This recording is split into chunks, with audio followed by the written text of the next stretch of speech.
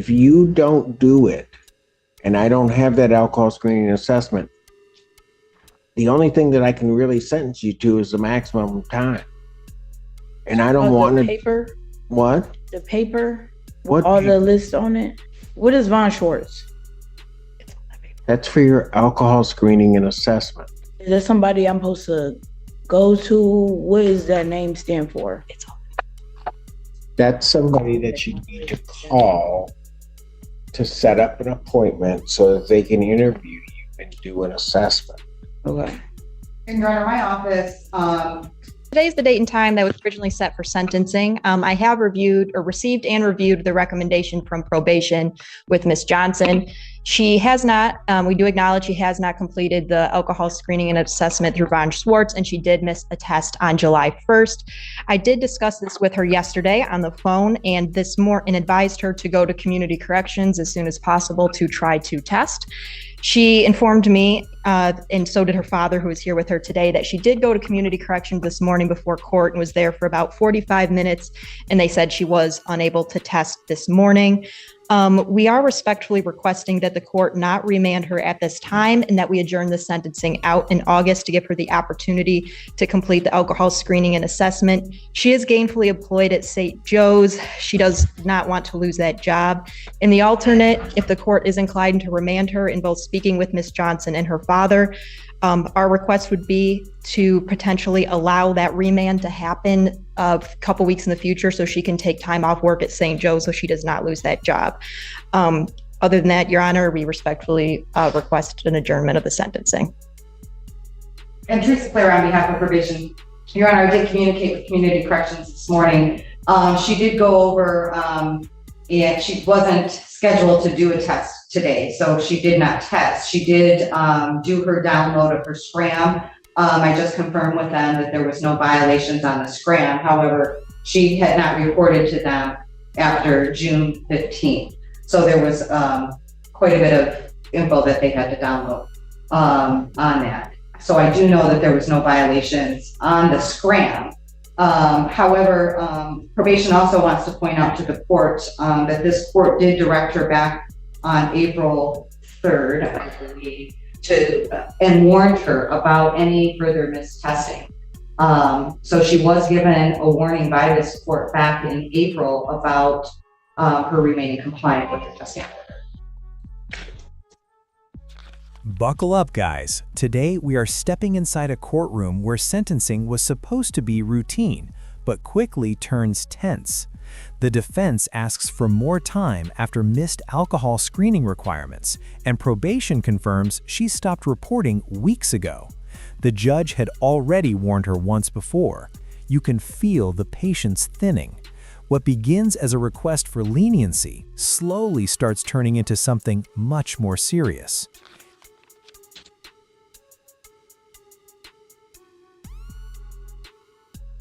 Why?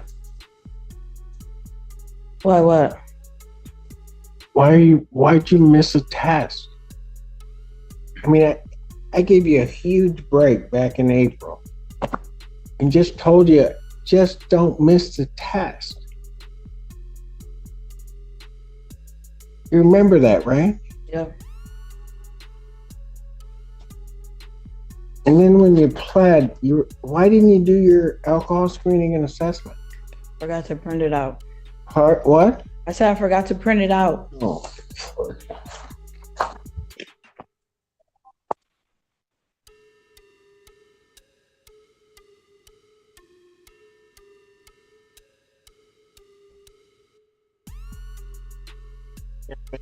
They do so much. I mean, I didn't send you the last time.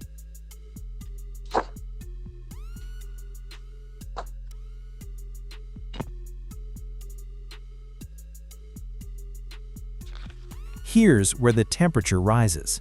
The judge directly confronts her about missing the test after previously giving her a major break. Instead of a strong explanation, she says she forgot to print the paperwork. That answer lands flat. The courtroom energy shifts instantly. This isn't confusion, it's accountability catching up. The judge's tone makes it clear that excuses are no longer enough. I'll re-refer to defendant to Von Swartz for completion of her alcohol screening and assessment. Young lady, understand something. If you don't do it, and I don't have that alcohol screening and assessment, the only thing that I can really sentence you to is the maximum time.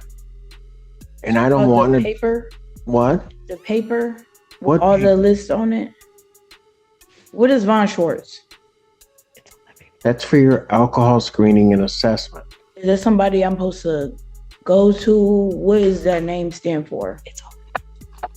That's somebody that you need to call to set up an appointment so that they can interview you and do an assessment. Okay. And Your Honor, my office, I know that the clerk's office sends things out. My office also sent an email to her on June 5th, which gave her the packet and the information for the alcohol assessment in addition to the information to complete the victim's impact.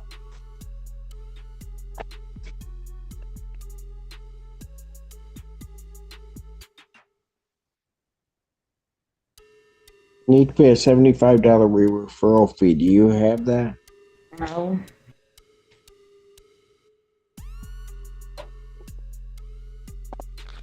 Now, the judge lays everything out plainly. Without the alcohol assessment, the only option left could be the maximum sentence. He explains exactly what she must do and even references the required $75 fee. When she admits she doesn't have it, the reality sinks in. The court isn't asking for perfection, just compliance, and at this moment, she's falling short on the basics. Adjourner sentenced at August 28, 2024, 9 a.m. Young lady, you are leaving me with no options. And I have a feeling that if you don't follow this, that I'm going to end up sending you for the maximum time. I don't want to do that. I'm going to end up finding you in contempt and sending you. So in this, I'm going to, for the bond violation, I'm going to remand her for 3 days. Washtenaw County Jail for the bond violation. Defendant's remanded. Just go. Is that Dad? Yes, Your Honor. Get her back. Dad, hang on one second. Go ahead, take her back.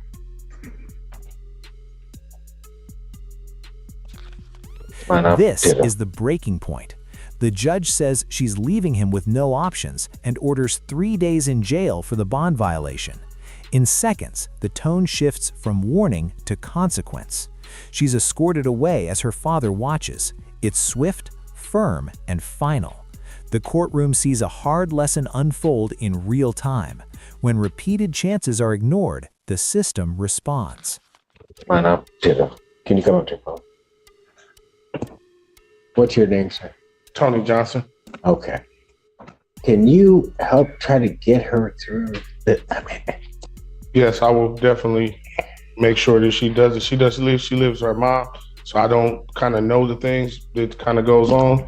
So I'm just coming to support, and I just was hoping that you didn't take her to jail because I know. she need this job so bad. I know. And I trust me, I did not want to. I just, Miss Clara, can you give to Dad the Von Swartz information and the victim's impact information so that he has it, so that I get where he is, so that he knows what she has to do. Yes, Your So Honor. I do know, I heard him in the hallway, really getting after her for not doing it. So I think that he will. Well, I don't doubt If that. you stop by my office, or I'll ask them to give you the paper printed out. Is that in this It's building? right down the hallway. Okay. And so I'll tell them you're coming right down. And, Okay. I have the $75 for any fee or whatever that she might have needed to pay. I do have the money, so. As she's taken back, her father steps forward. His voice carries urgency and frustration, promising the judge he'll make sure she complies. He even offers the $75 fee on the spot. It's a powerful human moment, parental support colliding with judicial authority. The judge softens slightly, ensuring the father receives the information needed. Responsibility now shifts from excuses to action. And good afternoon, Lord Daddy, Assistant Public Defender, with on behalf of Mr. Merrick, who's stating my right. All right. Your name, sir? David Merrick. Thank you. Ms. Yagi, your motion. Thank you, Your Honor. We are asking for reduction in Mr. Merrick's bonds. I won't go into all the detail I did in my motion. I'll just mention a few things recently.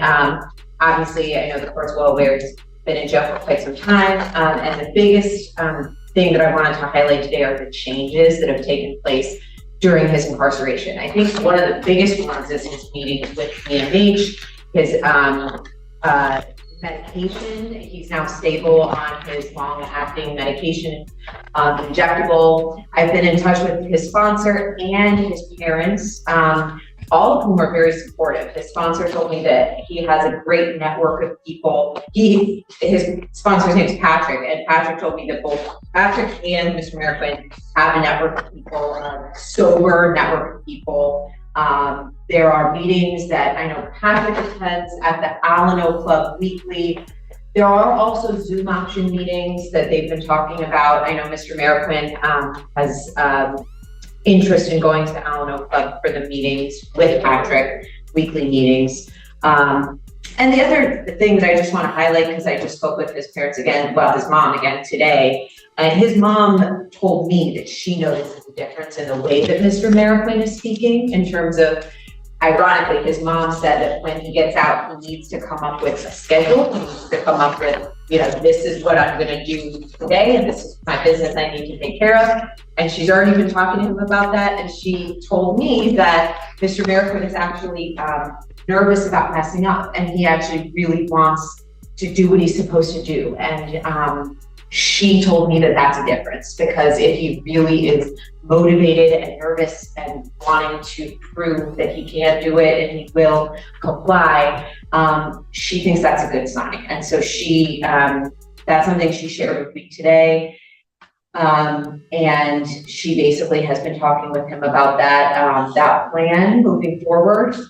He has a social worker at his apartment who I verified actually would come to him. So if he's released, I said, where would you absolutely need to go if you're released?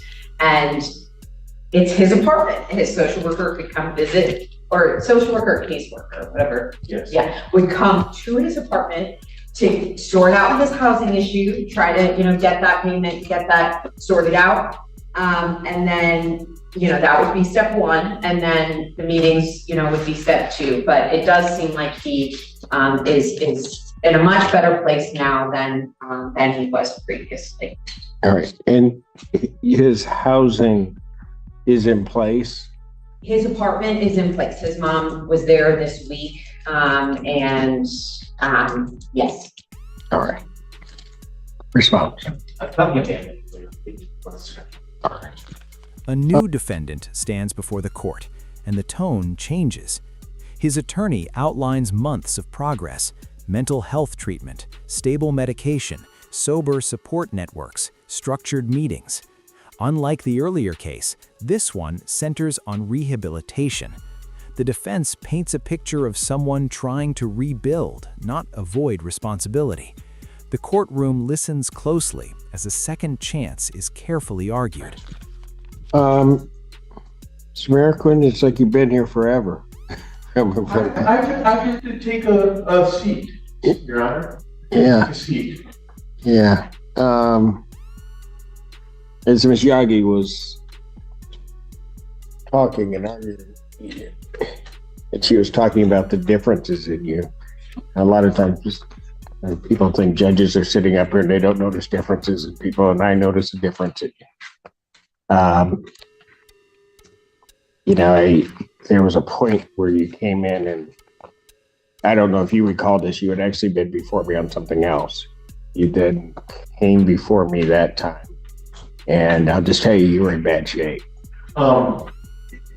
I've had plenty of time to stabilize on my meds, get right with my 12-step program, and basically make myself fit for being on the streets. Because honestly, I wasn't before. Yeah. I was right where I was supposed to be good. Yeah. And right now, it's like I feel like if I'm released, whatever the conditions are, I'll be able to meet them because I'm competent and I'm sober and, I'm working a program. All right. How many AANA meetings do you go to? I prefer to go every day, but if I'm on home confinement, I could see shaving that number down just a little bit because it's kind of hard to get a hold of Mr. Casey every day, Right. I just kind of leave to go to my meeting or wherever I want to go whenever I can get a hold of him. So it's like, 2-3 times a week would probably be just as good as 7. Well, maybe. The judge acknowledges something rare. He sees a difference. He remembers how this defendant once appeared unstable and struggling. Now, the man speaks clearly about sobriety and responsibility. Then comes a crucial question. Does he need home confinement? It's a test of honesty. This moment isn't about law alone. It's about self-awareness and whether change is truly internal. Let me ask you this. Do you think you need home confinement? Honestly, like, David, be honest with me. I mean, here's what I want. I would like to release you, but I want you to be a success. That's the most important thing to me. So do you want to know the truth of the question you just asked? Yes. If you release me without home confinement, you may as well leave me. Gotcha. You know what? No, I know. And I do plan on, if there were home confinement granted, to comply with it. To not tell Mr. Casey I'm going somewhere and then go somewhere else like I did before. yeah. Okay. You know I what? discovered that was not the way to go. You know what, David? You just gave me the answer to whether or not I should release you. Because I'm going to tell you, if I had asked you that question before, you would have lied to me. You would not have been able to bring yourself to tell me that you needed that. It was hard. It was hard to admit to Yeah. you and to myself. Yep. Instead of pretending confidence, the defendant admits the truth. Without structure, he might fail. That raw honesty shifts everything. The judge even says that in the past he would have lied, but now he owns his weakness. It's a turning point, proof that growth sometimes begins with admitting limitations. And that admission, the court sees genuine progress. All right. Here's what I'm going to do. I'm going to, and I'm going to do it this way, Michelle. I think it's probably going to be the best way to do this. I'm going to release the defendant on a PR.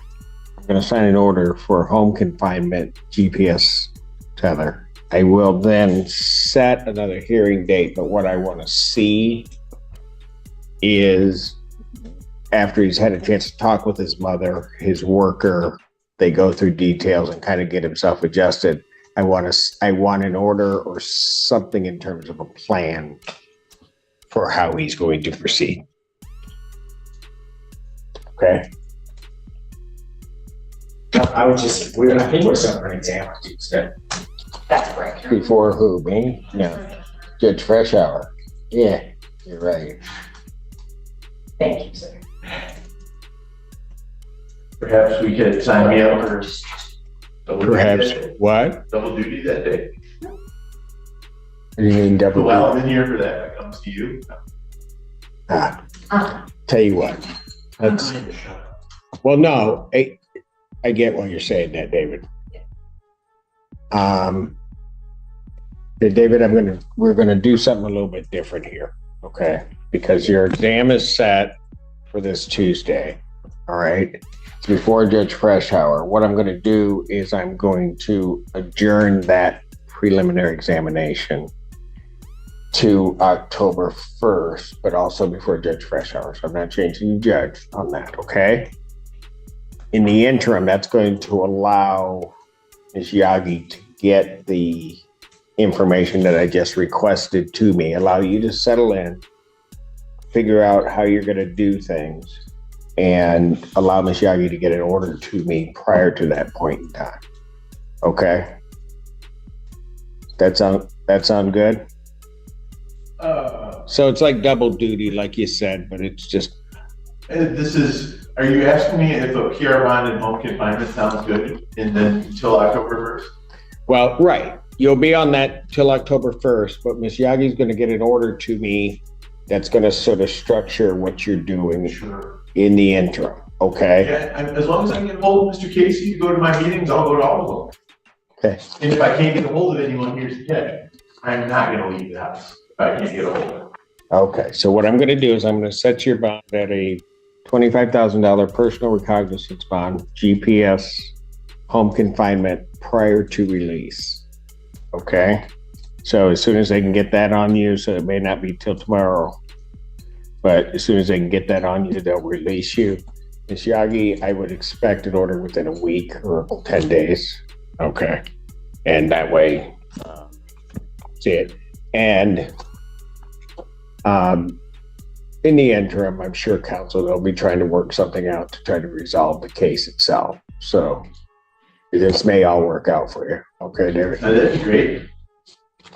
And I apologize, Your Honor, just for my clarification. So prior to the order, would Mr. Merquin have permission to leave for a meeting, or does that not happen until I get the? Nothing's going to happen until he can't leave for his meetings. You'll have to do them by Zoom or else until such time as there's an order in place which structures exactly what he's doing. Okay. So Okay. we'll be in touch very soon. Okay.